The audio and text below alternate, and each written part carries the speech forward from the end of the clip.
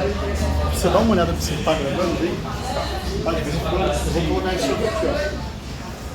Cancelar a administração, certo? Então é obrigado. Só que nos nossos contratos a gente sempre coloca lá a previsão de uma. Talvez tem que entrar o carregador. Tem que ter 60 dias. Agora você não pode. Bom, que bom que você apareceu aí.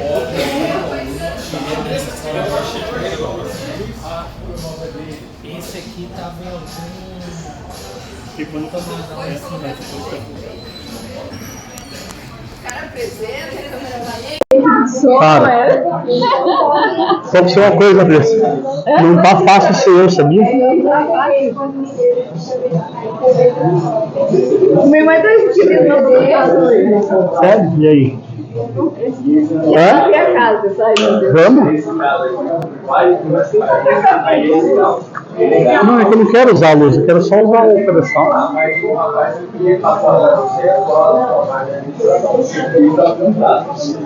Vou aproveitar para chegar para você na hora. Não quero analisar a unidade aí para escrever, olha, caso Só um pouquinho, peraí.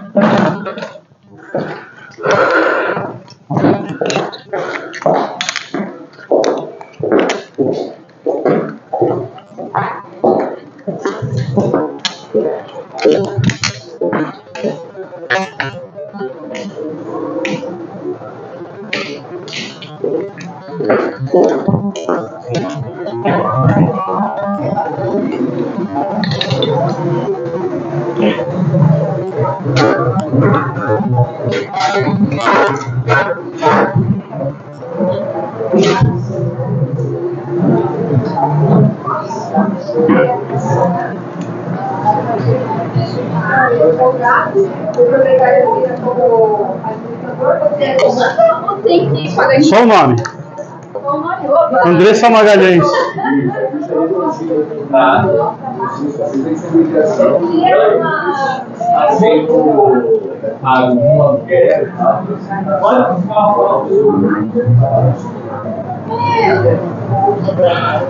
Tirar o saco.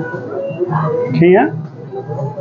Eu tenho bastante espaço de ligação para não ter muita reclamação da estrutura, porque realmente para você ter tanto trabalho e tomar atenção de outras coisas. Então, É do Micheves. Não, Micheves não foi embora. esse aí, como a gente falou, aí eu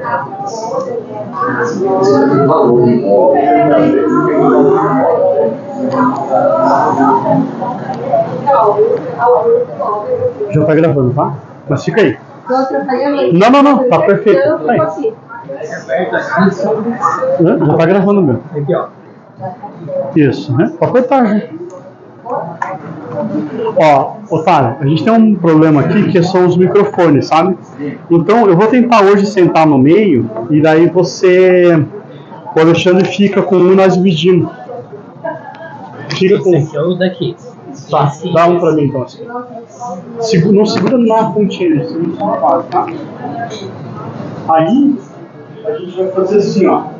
Senta aqui do meu lado. Você consegue depois olhar aqui pra ver se ele tá filmando? Tô dando, mas ele vai acabar a bateria com 40.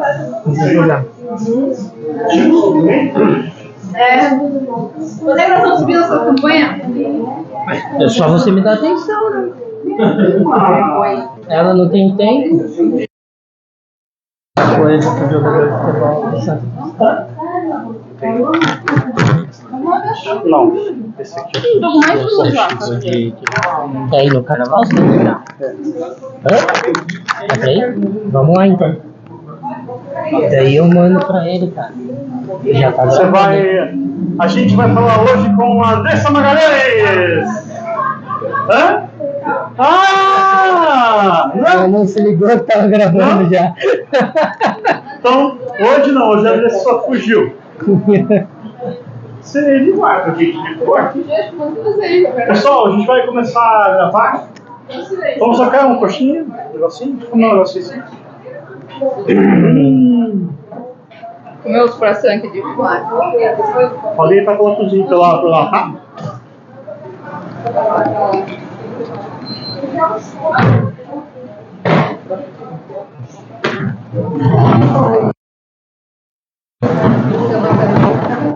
Não, ninguém aparece daí.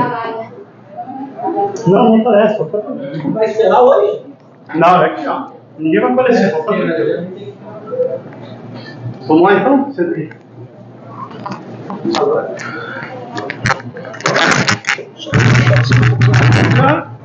Você pega uma água? Você pega uma água pra você? Meu amigo. Cara, quanto tempo, hein? Eu fiz as contas lá. São 7, 8 anos já. 8 anos da primeira audiência? 2017. 2017. A primeira audiência a gente nunca esquece, né? Verdade. Na época você trabalhava na Omni, né? Omni Financeiro. O Alexandre, a gente tem uma história engraçada porque a minha mãe conhece a mãe dele desde 1990. E como ele é muito mais velho que eu, a gente não se conheceu. Então, embora nossas mães fossem amigas, eu nunca tinha visto ele na vida. E a Tereza tava na casa da minha mãe segunda-feira. A minha tia estava na casa da mãe dele. Legal. Então, você vê como os destinos, quando eles têm que se cruzar, eles se cruzam, né? Verdade. Então, a gente foi numa audiência lá. Onde foi a audiência? Você lembra? Foi em Balneário, não? Primeira, só não me engano. Foi São José. São José. São José dos Pinhais, né? É.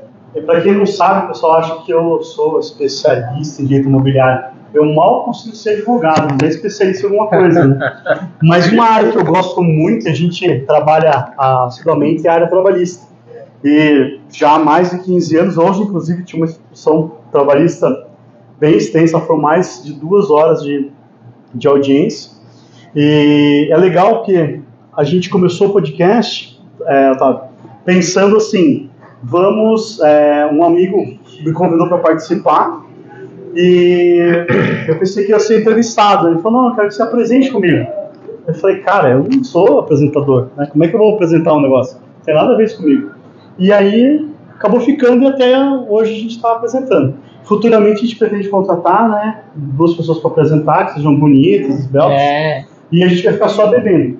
Porque sabe qual que é o legal desse podcast? É porque assim, é o único podcast que é feito num bar e que tá todo mundo bebendo, menos por exemplo, os apresentadores e o entrevistado. Agora, se a gente já bebeu ou se a gente vai beber, só quem estiver presencialmente aqui que vai saber. É isso.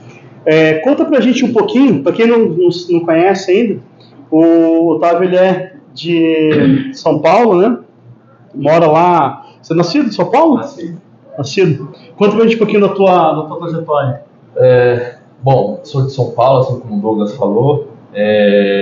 Nos conhecemos em 2017, quando eu trabalhava para um banco, né? E o Douglas trabalhava com um escritório aqui em Curitiba, que era fazer assessoria jurídica, né? Era o escritório que assessorava lá juridicamente o banco aqui no Paraná. Paraná, inclusive, Sul também, né? Sul, né? A gente entendia Sul na época. E aí, nessas audiências, né, que eu me deslocava de São Paulo para cá, a gente se conheceu. E assim, cara, eu já fui para muitos estados, já conheci vários advogados, vários escritórios. Mas foi engraçado como bateu, né, cara, a sintonia ali de amizade e tudo mais, que aí, cara, de 2017, em 2018 eu saí do banco, e aí depois disso ele passou a ter um cliente em São Paulo, e aí eu atendia para ele, o cliente de São Paulo, e aí a gente começou a fazer essa parceria profissional na área trabalhista, e aí veio pandemia e tudo mais, e pós-pandemia eu fui para o ramo imobiliário. Trabalhar em uma imobiliária, que inclusive era a imobiliária que eu tinha alugado no meu escritório de advocacia. Quanto tempo você é advogado? Bom, eu trabalho na área jurídica já há 12 anos, advogado eu sou há 7 anos. Legal. 7 e aí, então, em anos. 2022, 2021, você foi para corretagem. Isso. Como é que surgiu isso? Então, aí eu tinha alugado um escritório para sair do banco, exatamente desse banco que ele trabalha, que ele prestava serviços.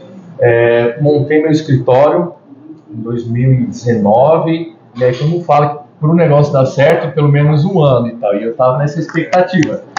E aí, de fato, no final de 2019, eu tinha muita parceria com outros escritórios, não, na verdade, só na área trabalhista, com outros escritórios de Minas, inclusive o pessoal lá de BH, que você também me apresentou. E aí eu comecei a fazer prestação de serviços em audiências e tudo mais em São Paulo. Até que veio a pandemia, e aí parou tudo e tal, e a área jurídica, principalmente a trabalhista, né, que a gente faz bastante audiência e tudo mais, foi uma área que cessou. E aí, cara, eu falei, putz, agora que o negócio estava alavancando, dando certo e tal, para tudo. E aí fiquei ainda mantendo o escritório um tempo, e aí mais ou menos no final de 2020, início de 2021, liguei na imobiliária, falei, olha, cara, já vamos fazer 2 anos, eu vou entregar meu escritório. E aí o rapaz da imobiliária me chamou para poder ir lá conversar com ele, eu falei, não, cara, não quero mais alugar nada. Eu pensei que ele queria me empurrar mais alguma coisa. Eu falei, não quero alugar nada. E aí, não, vem aqui bater um papo. E aí quando eu cheguei na imobiliária, ele me chamou, né, para poder trabalhar lá na imobiliária, assessorá-lo na parte jurídica. Então, parte de análise de contratos, parte exatamente de você arrecadar toda a documentação e dar entrada no cartório, fazer o intermédio com os bancos e tudo mais. E aí eu comecei a entrar nesse ramo jurídico. E por coincidência, eu comecei a acompanhar o Dr. Douglas e comecei a ver que ele também estava na área imobiliária. E aí falei, cara, precisar de alguma coisa, conte comigo. E aí a gente ficou nessa trabalhista, agora imobiliária, e a gente sempre se juntando, trocando experiências e fazendo esse intercâmbio aí com o outro. E hoje lá em São Paulo, porque assim, a gente tem alguns clientes em São Paulo, mas coisas pontuais, um contrato ali pontual, inventário, que também às vezes a gente acaba fazendo parceria para alugação. Mas como que é a relação, por exemplo, do corretor? Porque aqui em Curitiba, a gente tem, como o treinamento que a gente fez agora há pouco, né, para os corretores, o pessoal tem investido bastante assim, em treinamentos, os corretores buscam, de fato, essa situação. Como é que funciona em São Paulo? Porque São Paulo é tudo levado a 1000, né, cara? Sim. Bom, como você disse, em São Paulo tudo é muito mais acelerado, né? Inclusive, cara, às vezes a gente não percebe, e nessas viagens aí para poder fazer audiências e tudo mais, uma vez eu fui numa cidade, um advogado me chamou para tomar um café, meu voo era tipo 18 horas e isso era 11, e eu falei, cara, não consigo porque eu preciso voltar aí. E aí esse advogado falou para mim, cara, tipo do paulista, vocês vivem na correria, na loucura, na agitação, e cara, pensa nisso e tal. E aí eu comecei a pensar nisso. Então lá em São Paulo tudo é muito rápido, às vezes o cara ainda tá fazendo os testes lá e tal, fazendo a escola, né, do transações imobiliárias, e aí ele já vai trabalhar como estagiário numa incorporadora, no meu imobiliário e tudo mais. 2, 3 semanas o cara já acha que é expert. Sim. E muitas vezes isso faz com que ele coloque a mão pelos pés. Ou seja, faz com que ele acabe transigindo, que ele acabe muitas vezes cometendo erros, cara, que são erros consideráveis. E é por isso que, como você disse, né, lá em cima, é por isso que São Paulo tem muita demanda jurídica na questão imobiliária. Porque as pessoas saem, cara, muitas vezes fazendo as coisas sem ter. Mas você sabe que eu olhando agora, tá? Porque tô nesse negócio aí há 1 ano, vai.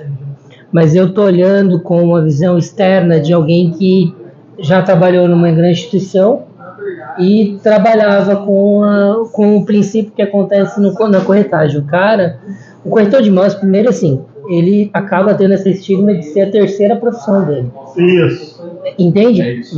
O cara não deu certo naquilo, ele acaba meio que virando corretor. Porque o corretor, ele tem uma capacidade de virar milionário em pouco tempo. Sim. Se ele se dedicar, Então, assim, eu acho que o grande erro, eu entendo, tá no princípio da parte do começo da transição da base. Porque ele pega o cara, mano, porque olha só que loucura, o dono da imobiliária pega o calça branca, entendeu? E vai dar para ele a maior missão de uma imobiliária, que é a angariação. Então ele dá lá o pior que vai trabalhar no plantão, ele dá o plantão na meia-noite, o cara, entendeu? Dá uma lista fria e fala se vira, entendeu? Então assim, não tem uma categoria de base para ensinar, para saber como é que se intermedia. Porque o cara tá fazendo um negócio, cara, tá intermediando, ele tá tentando solucionar um problema entre um comprador e um vendedor, e só que é uma transição, às vezes, de 1 milhão, cara. Não, mas é eu bem acho mais que o problema, caro que mas o problema não é a transação de 1 milhão. A questão é a seguinte, um corretor hoje normal, ele vende 4 imóveis por ano. Tá? É a média 4 por ano. Um corretor que venda 1 imóvel por mês, ele realiza 12 transações no ano. Agora, aquela pessoa que está comprando imóvel, quantos imóveis vai comprar na vida dele? Então. Muitas vezes ele compra um só. Então, assim, a exigência e o nível de cuidado que você tem que ter como corretor, que vai vender lá 4 imóveis por ano, tem que ser tão grande. Por quê? Porque você ainda vai vender 4 no ano. Agora o cara está comprando só aquele. Então, você tem que sentar, você tem que explicar, você tem que fazer um contrato bem feito, você tem uma curva de venda muito grande, né? Em São Paulo hoje, como vocês não tem lá, não existe malha viária, deslocamento, né? Ficou a herança de pandemia, fazer visita remota, como é que funciona como é que os colegas da corretores trabalham aqui pra gente passar aqui pro pessoal de Curitiba? Tá. Bom, em São Paulo, algumas grandes imobiliárias, né, elas acabam fazendo hoje a questão da visita telepresencial. Ou seja, o cara faz a chamada e aí o corretor está lá no imóvel e acaba fazendo vídeo e tal. A pessoa, pelo vídeo, acaba tirando as dúvidas, pedindo para ver mais detalhes. E aí o papel do corretor é exatamente mostrar o imóvel por inteiro, explicar as especificações do imóvel e tal, para que a pessoa do outro lado tenha a real constatação daquilo que ela está interessada, né? Então, em São Paulo, hoje, pós-pandemia, virou uma alternativa que tem ganhado bastante força. Não é nem isso em São Paulo. Eu aluguei o Sítio Morumbi por videoconferência 1 semana atrás. Que legal! A mulher não podia sair do trabalho. Eu falei, eu tô aqui, fiz um vídeo. Ela já... É porque virou uma dor a locação em Curitiba. Sim, o inquilino tá querendo pesquisar. A hora que ele vê, pum, já alugou.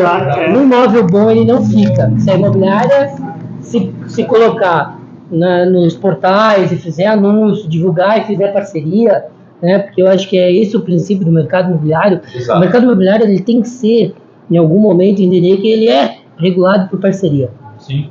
Tá entendendo? Não adianta fazer uma bela angariação e guardar para mim que eu quero ganhar os 6% sozinho. Não existe. Eu estou prejudicando o proprietário. É isso aí. No momento que eu me nego a fazer uma parceria ou negligencio essa parceria, ou, porque assim, é uma estratégia das imobiliárias, e eu acho que até é legítima, só que ele não é legítima com o proprietário. Não é, Alexandre, sabe por quê? Sabe? Vamos dar uma esmiuçada nisso que o Alexandre falou. É o seguinte, o cara vai lá e consegue uma exclusividade numa locação ou numa venda. Ele pode esconder o imóvel e não aceitar parceria? Juridicamente falando, ele não pode. Por quê? Ele não Porque deve, né? Não pode prejudicar o negócio. Não é nem isso, ele não deve. Então, mas por que eu falo que ele não pode? Porque se ele fizer, ele pode tomar a volta do proprietário. Imagina o seguinte, você vai lá e quer alugar um imóvel, você não tem exclusividade. Se você falar para a imobiliária não te responde, você pode procurar diretamente o proprietário e fechar o negócio com ele. Por quê? Você não teve lá o feedback. A prestação de serviço, né? E não é prestação de serviço, mas eu digo Você assim, não tem- mas você eu não tô tem falando essa- assim, ontem eu fui angariar um imóvel, e a primeira coisa que eu falei pros proprietários é a seguinte: a gente precisa precificar esse negócio certo. A tua venda, para mim, é um negócio. E por ser um negócio, para ele dar certo, para ele vender, a gente precisa precificar correto. Lógico. Então, sabe qual que é o problema, Douglas? O calça branca lá, que é o corretor que as imobiliárias soltam na rua e fala assim, vai angariar, coisa e tal, é ele que está fazendo hoje uma avaliação. Sim. Só que o cara nem fez o curso de avaliador. Ele não tem nem KNAI para isso. E o pior não é isso. Ele pergunta pro porteiro o preço do imóvel. Olha que loucura. É isso. E aí você gera uma bolha, porque o porteiro espirra pro cara do 10º andar, que não abre mão, porque o terceiro andar, o porteiro falou que vendeu o do terceiro andar por 1.500, então tem que ser por 3, porque o meu vale mais. É um maluco Em isso, São cara. Paulo, quando eu trabalhei exatamente nessa imobiliária, fazendo a parte jurídica, aí acabou tendo a demanda, né, de auxílio na parte comercial, e foi aí que eu comecei a auxiliar também, batendo perna, batendo pastinha lá nos imóveis. E a imobiliária ficava localizada próximo à Sé, região central de São Paulo. Uhum. Então ela pegava Sé, ela pegava Bela Vista, ela pegava República e ela pegava Paulista. Então veja, dentre esse mapeamento, tinham imóveis comerciais, venda e locação, imóveis residenciais, imóveis de 100, imóveis de 2 milhões. Cara, é uma loucura. Você entra um pouco mais para o centro, os imóveis tende a cair o valor. Você sobe ali sentido Paulista, então, cara, a gente fazia essa área. E aí você tinha que saber lidar tanto com as pessoas mais humildes, quanto com as pessoas de alto padrão. Isso foi uma baita escola. Que legal. E aí, exatamente, o que acontecia muito era isso. Síndico e porteiros. Era o nosso maior vilão. Tinha síndico que não pode. Tinha síndico que ele falava, aqui o proprietário põe para vender, mas tem que passar por mim. Oxi, isso. O papel do síndico é administrar o Condomínio. condomínio e as áreas Não, comuns. A área particular cabe ao Acho que proprietário. barbaridade. Existia isso. Tinha assim, falar aqui, só entra para captar e tudo mais, se falar comigo. Ou seja, ele queria a parte dele. Exato. Porteiro. Quanto que tá pedindo e tal, não sei o que lá. Cara, a pior coisa era falar valor para porteiro, porque daí ele já calculava quanto ele queria de comissão. E ele te taxava. O que alguns corretores faziam? Olha, se o senhor me passar as informações, me passar o imóvel, a gente conversa e eu recompenso o senhor. Nunca falava comissão, porque comissão ele já achava que era algo. Então, assim, e detalhe, ele já era um funcionário, um empregado registrado e tal, e o corretor é uma pessoa profissional autônomo. Sim. Muitas vezes ele queria passar na frente do corretor. Vamos dar uma esmiuçada, porque a gente acabou falando disso na palestra, só que é legal para o corretor que está nos assistindo entender o que significa ser corretor autônomo, ser corretor CLT, ser corretor pessoa física e ser corretor pessoa jurídica. O que acontece? Na CLT, a gente tem lá o artigo 3º que fala do vínculo de emprego. Então o corretor ele pode ser empregado no imobiliário. Tá? Uhum. O corretor também pode ser autônomo, que é o 442B da CLT. Mas a maioria faz o quê? Eu vou lá, faço o meu Cresce e aí eu estou no mundo. Quando ele está no mundo, ele atrai para si a incidência de 2 tributos. o INSS É isso. e o imposto de renda da pessoa física. Então eu penso o seguinte, eu vou lá e faço uma mediação mobiliária de R$1 milhão. Eu tenho que recolher 27,5% do imposto de renda e mais do INSS. O INSS, você vai ser compelido a pagar se você tiver no transcurso de tempo, não tiver transformação desse renda, porque todo mundo que recebe algum dinheiro, recebe ou por doação ou por pagamento. Né? Então, você tem que mostrar qual que é a origem do dinheiro. Se é uma coisa que você usa o seu esforço físico, você teria que recolher o INSS. Num português bem assim, básico, leigo é isso. Tá? Então, quando você vai lá e abre o teu CNPJ, e o corretor não pode ser MEI, porque é uma profissão regulamentada, você vai estar sujeito com os mesmos direitos e obrigações de uma imobiliária boutique que tem mais de 1.000 corretores debaixo do guarda dela. As responsabilidades são exatamente as mesmas. É a mesma empresa. E às vezes eu vejo corretores constrangidos e falam assim, ai, porque eu trabalho sozinho. Não, isso é imobiliária. Hoje você não tem nenhum funcionário. Né? Não tem relação com o MEI, como eu disse, mas eu conheço empresas que nasceram como MEI que hoje faturam mais de R$1 milhão por mês. Entendeu? Então, assim, o status de ser MEI ou ser uma empresa de uma pessoa só ou limitada para o mundo jurídico é irrelevante. Então, quando você vai fazer a tua mediação imobiliária, você tem o CNPJ, coloque lá, o meu CNPJ é tal. O Cresce, até eu tive uma conversa ontem com a Andressa, que está ali tomando um chopp. O Cresce, ele faz o quê? Quando você se apresenta como imobiliária, na pessoa jurídica, ela te obriga a pagar o Cresce jurídico. Tá? Tecnicamente, aí assim, vai dar briga porque eu tava louco para fazer uma palestra no Cresce, mas eu não vou mais. Presta atenção no seguinte, ó. O que é o Cresce? O que é o Cresce? Tá? O Cresce é da imobiliária? Não. O Cresce é da pessoa física. Na lei que institui lá a profissão, ela fala que o corretor poderá prestar o seu serviço lá tal, se filiar aos imobiliários, e ele pode ter um CNPJ. Tá? Tecnicamente, por exemplo, assim, na OAB tinha essa discussão. Então, eu como advogado, eu recolho para a OAB. A minha sociedade de advogado, quer dizer, o meu CNPJ de advogado, não recolhe para a OAB. Porque o órgão é de classe. Então, o Cresce, ele é um órgão de classe? Se ele é um órgão de classe, ele não é uma associação de empresas. Então, ele não tem por que cobrar na pessoa jurídica. Entendeu? Então, assim, tecnicamente, tá, existe uma questão que pode ser discutida. Sim.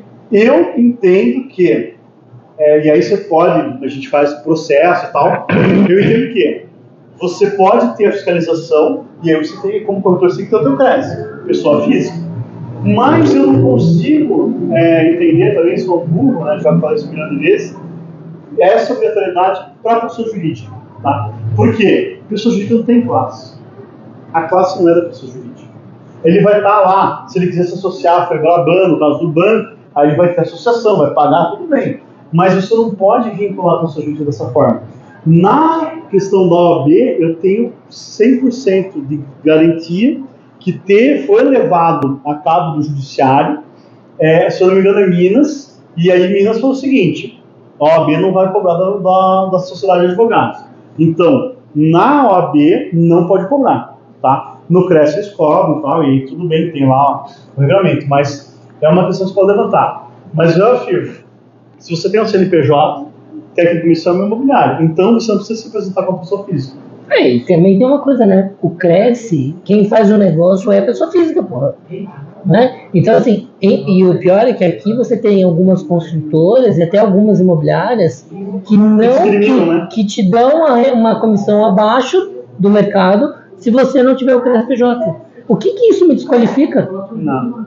E aí você pode, logicamente, levantar e, assim, não fazer parceria, mas com esse tipo de empresa. Né? Você pode buscar a excelência do mercado, afastando aqueles oportunistas. Né? Então, porque eu não vejo, ó, eu tenho uma parceira que inclusive fez um negócio recentemente comigo, ela não atua com CNPJ.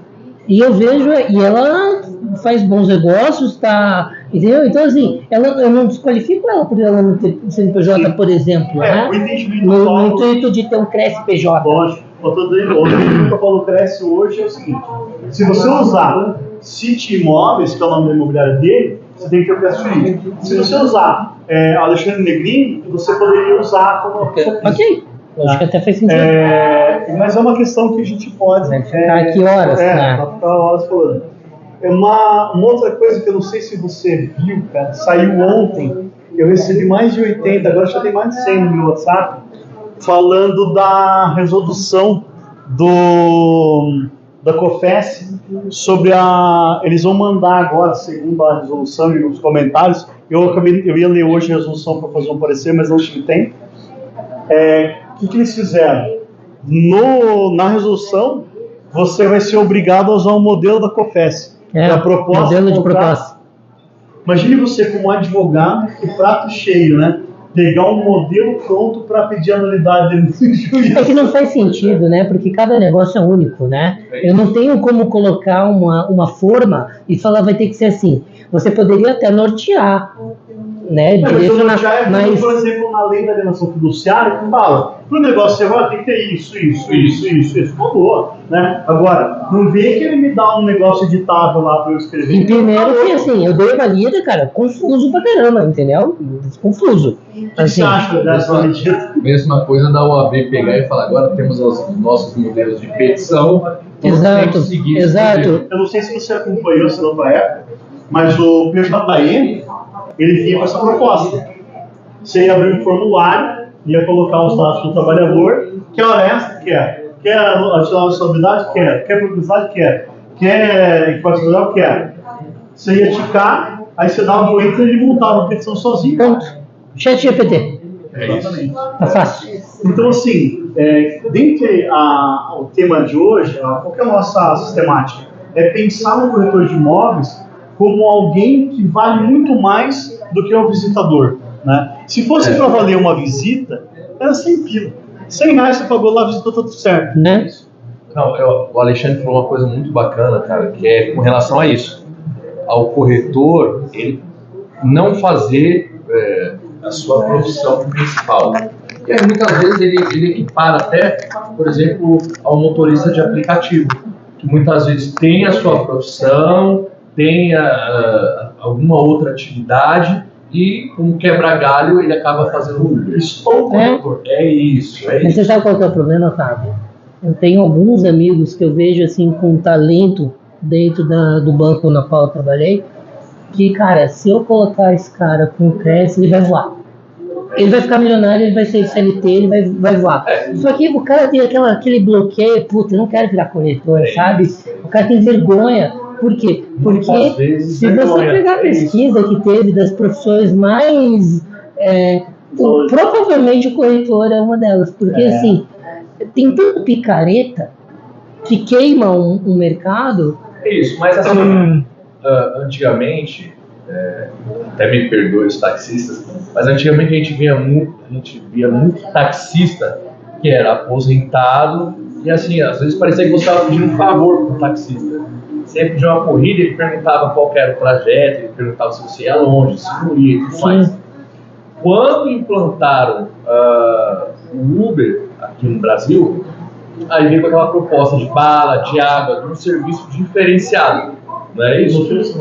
E exatamente foi isso que fez com que o Uber tomasse esse boom, um serviço diferenciado. Que é o que está acontecendo agora com o Quinto Andar também, né? É isso, e eu tenho plena certeza de que se o profissional ele fizer da corretagem um negócio diferenciado, ou seja, um brindezinho quando fechar o negócio, algo personalizado, cara, qualquer coisa do tipo. Mas ele fazer um diferencial e dar muitos corretores, ele simplesmente junta a documentação, o cara falou, vou comprar ou então vou alugar. Cara, ele já trata de outra forma. Ou seja, ele namora ali o cliente, ele assedia, ele fica em cima, é prestativo, até o cliente falar que quer. Quando o cliente fala o que quer, que assinou o negócio, ele já trata de outra forma.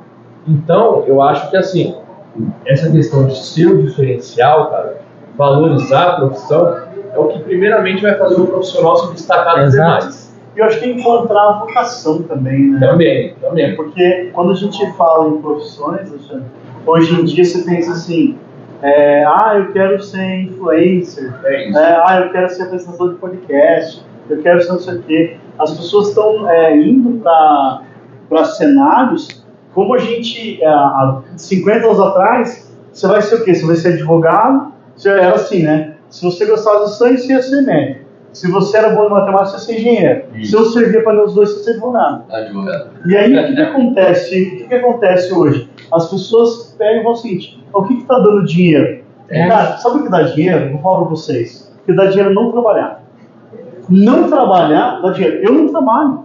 Cara, eu cheguei aqui às 6 e pouco da manhã e eu tô aqui até agora me divertindo. Você acha que eu tô cansado, que eu tô...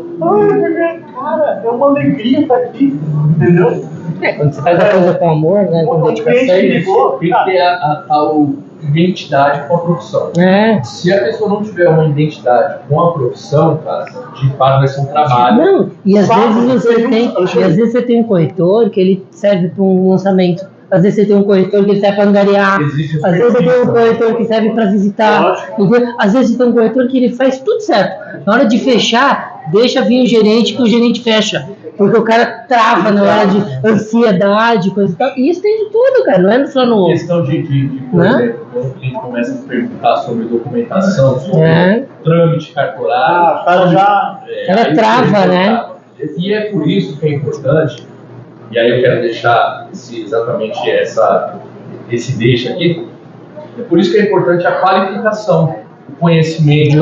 Por isso que o Douglas aqui ele tem frequentemente feito essas palestras, ele tem dado treinamento, né, exatamente para ajudar os corretores a destravar, a poder, pelo menos, saber conversar com o cliente.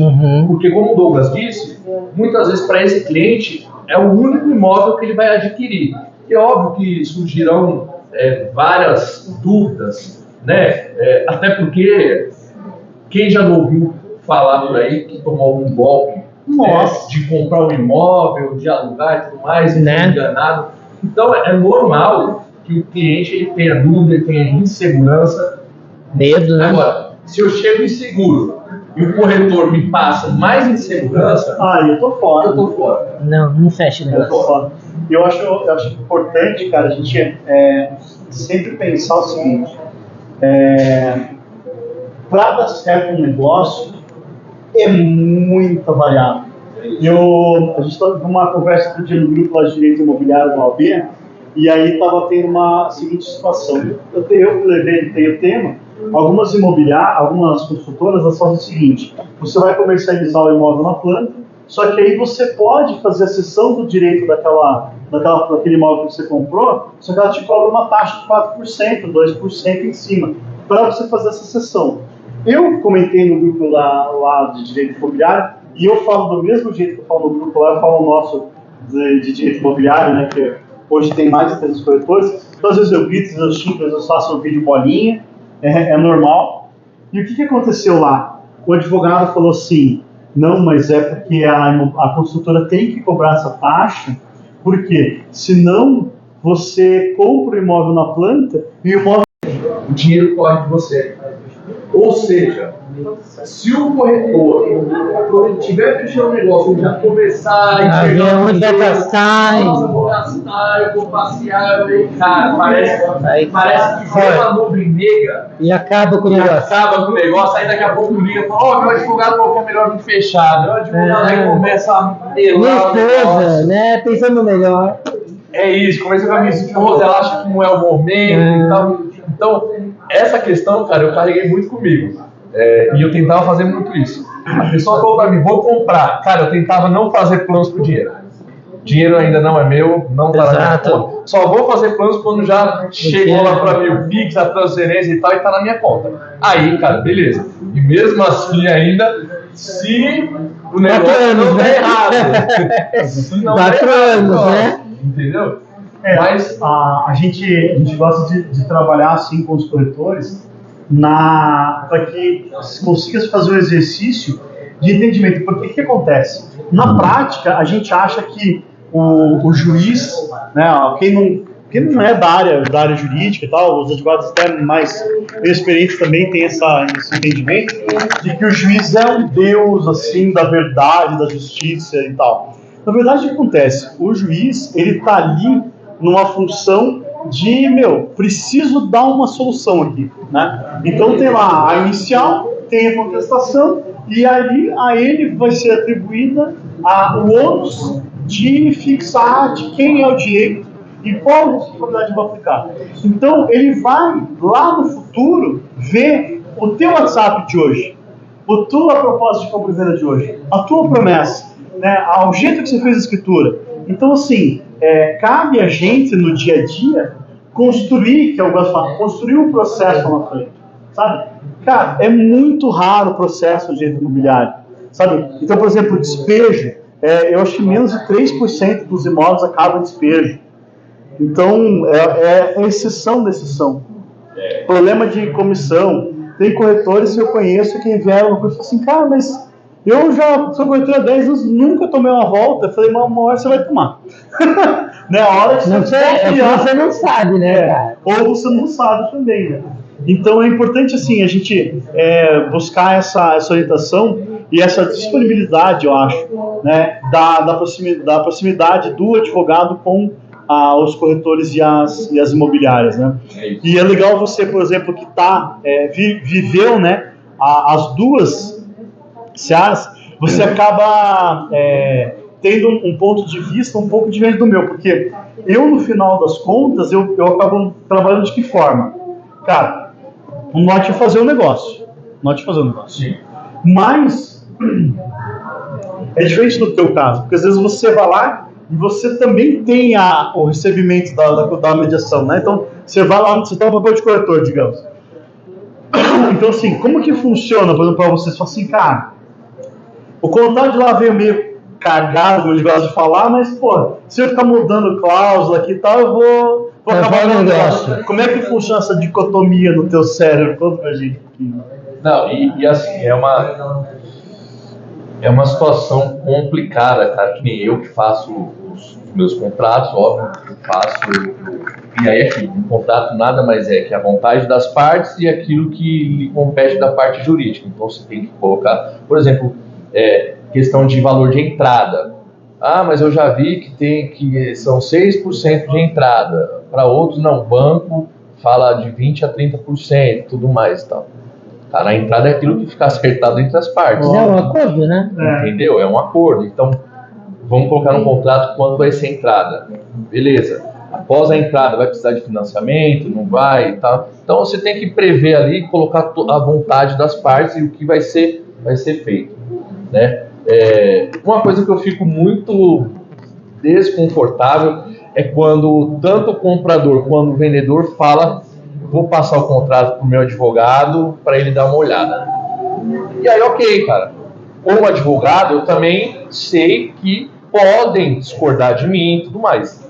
O problema é quando os advogados dos outros que foram contratados ali para dar uma olhada no contrato, eles querem interferir no seu trabalho. Ou seja, às vezes o cara fala, olha, ao invés de colocar tal coisa, seria melhor colocar aqui um ponto e uma vírgula, sabe? Eu não admito você escrever venda do domínio. Não. Tem que ser venda da propriedade. Cara, é a mesma coisa. Contrato de compra e venda. Mas os caras colocam. Sim, contrato Mas isso particular. acontece que provavelmente o advogado da parte Não é nada, né? É isso. Ele tem que mostrar o serviço, tipo assim, não, ó.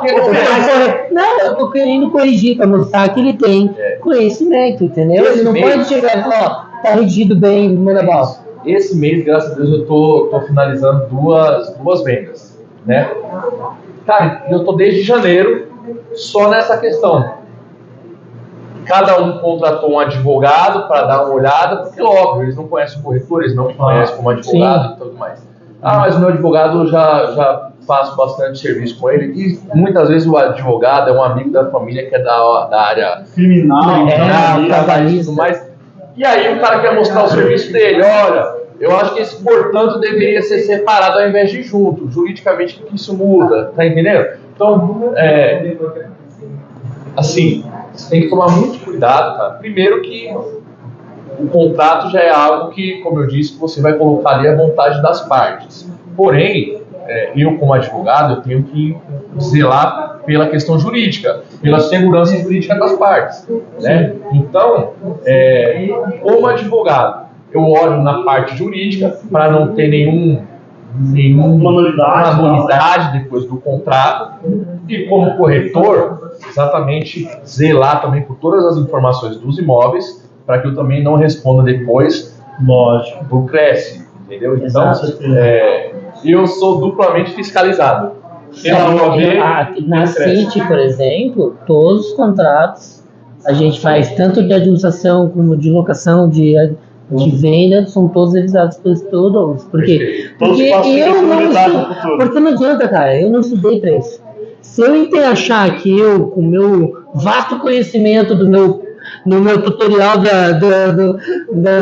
do YouTube, vou conseguir fazer sem um advogado um contrato, é o primeiro erro de um péssimo contrato. É isso. E aí, deixa exatamente disso. O corretor que muitas vezes ele quer trabalhar ali por conta, né? Ele não quer economizar, né? E não quer estar atrelado a uma imobiliária e tudo mais. Ele quer ser o cara, ser o corretor que faz. Cara, procura sempre um advogado que já tenha conhecimento e expertise na área, como a gente iniciou falando aqui, na questão das parcerias. Faz uma parceria com esse advogado, fala, olha, cada negócio que eu fechar, cara, a minha comissão é 6%, eu te repasso uma X e tudo mais. E aí você vai ter uma segurança jurídica, né? Uma segurança para poder... Eu lembrei você estava falando quase seu primeiro dos fases, então toda hora eu deixei isso falar. Eu fiz a venda da minha chácara e foi muito engraçado, porque a corretora me conhece e tal, daí ela falou a tantos dias, doutor, é porque outra parte tem um advogado, então eles, né, gostaria de fazer o contrato e tal. Deu, putz, eu já fiz, né, cara, um minuto fiz, mandei para ela lá, e aí mandei a venda. Sempre que é uma chácara, você tem que fazer a venda de mensura, porque se não tiver a medida lá, depois você faz o negócio. E aí a gente fez lá de corpos, né? E aí o cara trocou tudo, tá no contrato, mudou palavra, sabe? E a gente que tá fazendo muito contrato, cada dia que eu reescrevo ele, eu deixo ele mais simples. Eu deixo no português mais claro, para que seja mais entendido pelas partes. E o cara fez lá uma sopa de letrinha. Só que o que era importante, que era mudar de corpos para a mensura, não mudou. Entendeu? Então, assim, é legal você entender. Eu falo para todo mundo assim, cara, eu vou começar a fazer locação, o que eu faço? Leia a porra da lei. É isso. A lei de locações é curtinha, né? Aí, lógico, você contrata um advogado para conseguir acompanhar e tal. Mas ela é curta, sabe? Ela é curta. São menos de 100 artigos. A gente está falando do Código Civil mais de 2.000.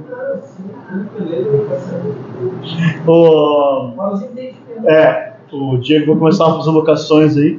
Aí ele veio aqui um dia, ele está quase desistindo já. A gente vai fazer...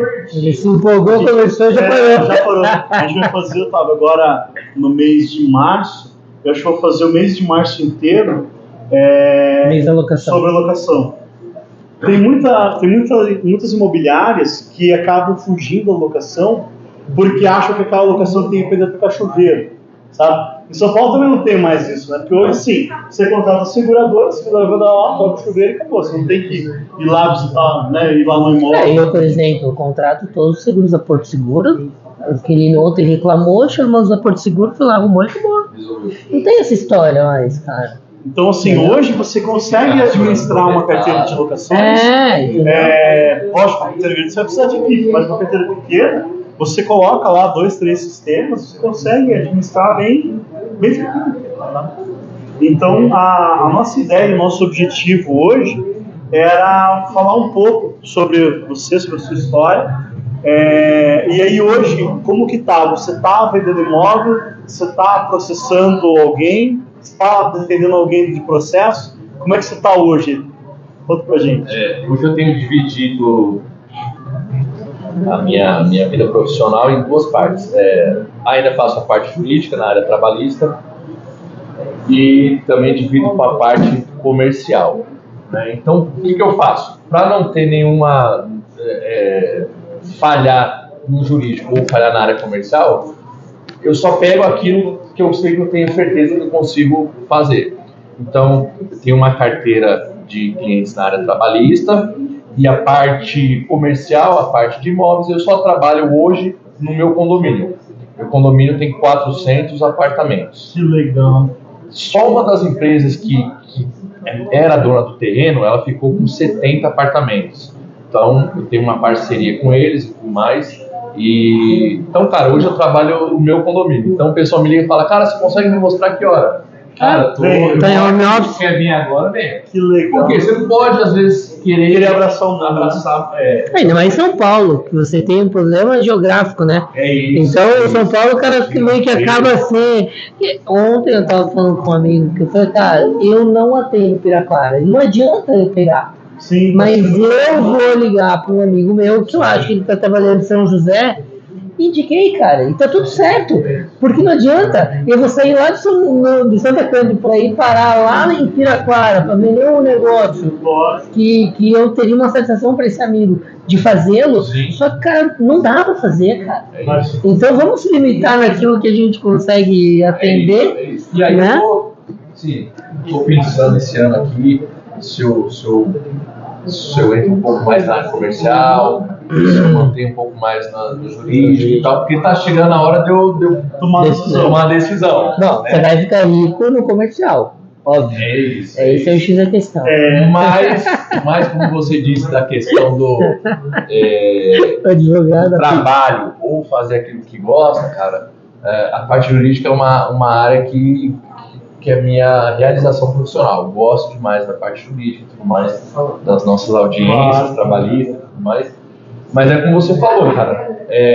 Até então eu estou tentando conciliar ambos, né? Comercial mas vamos ver qual vai ser aí futuramente o projeto. Legal. O pessoal quiser entrar em contato com você, qual que é o teu Instagram? Cara, eu tenho o Instagram do escritório. O cara é chique, cara. Eu só uso profissional. O meu Instagram do escritório tá tão abandonado, coitado. né? Tá ali, uma vez em quando eu Porque compartilho. você só faz coisa no teu pessoal, né? Só que acontece é que a advocacia. Tem uma o cara exceção não quer- para Não, o cara não quer. O cara não quer o escritório, o cara quer você. advogado. Eu falo assim, eu só falo assim, só na de família, cara, a gente tem vários. É porque as pessoas compram de pessoas. É. As pessoas não querem ter esse sentimento. Comprar, Eu tô revendo fazer um marketing pela imobiliária e fazer na pessoa física. Eu tô revendo, pessoas são cara. muitas pessoas. É isso. E o teu, então, como é que é o Instagram? Bom, hoje o meu é o OAV Advocacia. Então, @OAV Advocacia. Precisar de qualquer coisa em São Paulo, conte comigo. A gente vai fazer um podcast lá. Aí você vai apresentar lá para pegar o pessoal de São Paulo. Nós já estamos em qual podcast? Porque A quando gente já chegar perdeu em- as contas. chegar em Tem 20, né? Veio apresentar um entrevistado aqui, ele falou assim, chegou no Vila o podcast, ele falou assim, cara, podcast, se ele passar de 20 episódios, ele já vai estar 70% acima de todos os outros. A gente estava com ele no episódio 9. O que a gente fez? Parou de contar. Então agora a gente não sabe qual que é, entendeu? A gente não vai contar mais. Tá fazendo. Pra chegar no 20, entendeu? Só vamos fazendo. É isso. Beleza? Não, e é muito produtivo porque aqui vocês abordam justamente as dificuldades do corretor, as questões jurídicas, as questões de conhecimento profissional, né? Então, Sim. é algo amplo. A ideia do Citcast é o quê? É tratar dos atores da cidade, né? Então, não é uma cidade de conceito de cidade de Curitiba, né? Mas, assim, são pessoas que têm no nossa avaliação, um destaque profissional. Eu vejo assim, por exemplo, você trabalha para uma empresa gigantesca, né, na área trabalhista, aí usou da pandemia para ter lá uma outra profissão. Então, eu acho que acho muito bacana. assim, A ideia de falar de gente empreendedorismo, entendeu? Independente de ser corretor. trocar ideia, assim. Então, a gente já teve outros podcasts sobre empreendedorismo também, que foram muito legais. Então, a ideia é sempre fazer assim, para não ficar chato. Na hora a gente fala direito imobiliário, corretores e essa área de empreendedorismo, que é o nosso dia a dia. Né? Então, cara, obrigado. Alexandre, quais são as suas últimas considerações? Obrigado, Otávio, pela presença. As portas estão abertas, né? Até porque é um bar, né? Sim. E a gente vai fazer semana que vem ou não? Ainda estamos negociando. Tem uma Espero. pessoa que eu estou tentando trazer, mas o passe está caro. Eu gastei uma fortuna de avião para trazer o carro para cá, mas deu Ele certo. veio de jatinho, parou em Abacaxiri. Parou. Desceu e veio, né? Beleza. Obrigado, pessoal. Tchau, tchau. Valeu. Valeu. E aí? Bom, Gente, passou pra aí. Uma dor. Ai, ai. acho que dava conversa com mais. Então, depois pode.